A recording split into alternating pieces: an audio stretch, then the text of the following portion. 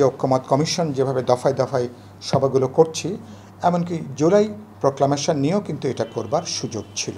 তাহলে অনেক আগে কিন্তু এই জুলাই প্রক্লামেশনটা দেওয়া যেত। আমরা উচ্চতর কক্ষ জাতীয় পরিষদ আমরা মনে করি ভোটের সংখ্যানুপাতিক হারে সেখানে 100 যে প্রতিনিধি ওটা নির্বাচন করা যেতে পারে। নির্বাচনের ব্যাপারে নির্বাচন কমিশনের যে প্রস্তুতি সেটা আমি মনে করি সন্তোষজনক। একই সাথে দেখছি সংস্কারের ব্যাপারও জুলাই মাসের মধ্যে আমরা গুরুত্বপূর্ণ আমাদের যে কাজ ছিল একটা জুলাই সনদ স্বাক্ষর করবার, সেটাও কিন্তু আমরা অনেকখানি কিন্তু অগ্রগতি আছে।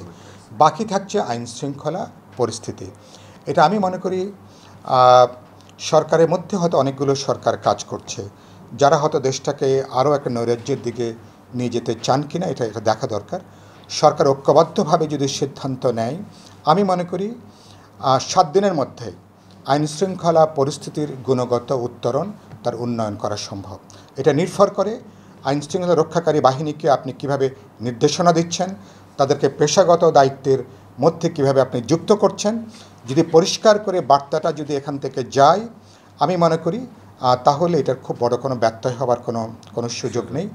আর রাজনৈতিক দলগুলো তারা যদি দায়িত্বশীল ভূমিকা পালন করেন এবং তাদের মধ্যে কেউ এমন যদি পরিস্থিতি তৈরি করতে না চান যে একটা নৈরাজ্যটা চলতে থাকুক, যাতে গোটা নির্বাচনের আয়োজনটা ভণ্ডুল হয়ে যায়, তাহলে এ ব্যাপারেও সরকারকে কঠিনভাবে অবস্থান নেওয়া দরকার, আলাপ আলোচনা করা দরকার, প্রয়োজনীয় রাজনৈতিক এবং প্রশাসনিক সিদ্ধান্ত নেওয়া দরকার। যখনই আপনি নির্বাচনের তফসিল ঘোষণা হবে, মানুষ যখন নির্বাচনমুখী, তাই মানুষ যখন যুক্ত হয়ে পড়বে, 17 বছর ধরে মানুষ যে পরিবেশের জন্য অপেক্ষা করছে একটা নির্বাচনের জন্য, একটা উৎসব মুখর পরিবেশ তৈরি হবে।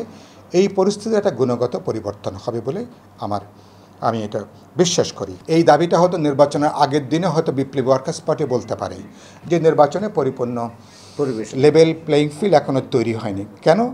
আগে 25 লাখ টাকা খরচ করার কথা, এবার নাকি দেখলাম তারা 50 লাখ টাকার তারা একটা সময় টাকার ওই খরচের সীমা তারা এবার নির্ধারণ করতে চান। তো 50 লাখ টাকা নির্ধারণ করবেন, খরচ করবেন 50 কোটি টাকা। তো তাহলে তো ধরুন কোনো সৎ মানুষের পক্ষে নির্বাচনে প্রতিদ্বন্দ্বিতাই করা সম্ভব হবে না। সুতরাং এটা তো একটা রাজনৈতিক বক্তব্য এবং বাস্তবিক একটা অবস্থান হতেই পারে। সুতরাং এগুলো রাজনৈতিক বক্তব্য, সমস্ত বক্তব্যকে খুব আমলে নেবার কোনো প্রয়োজন নেই। সরকার কি করবে?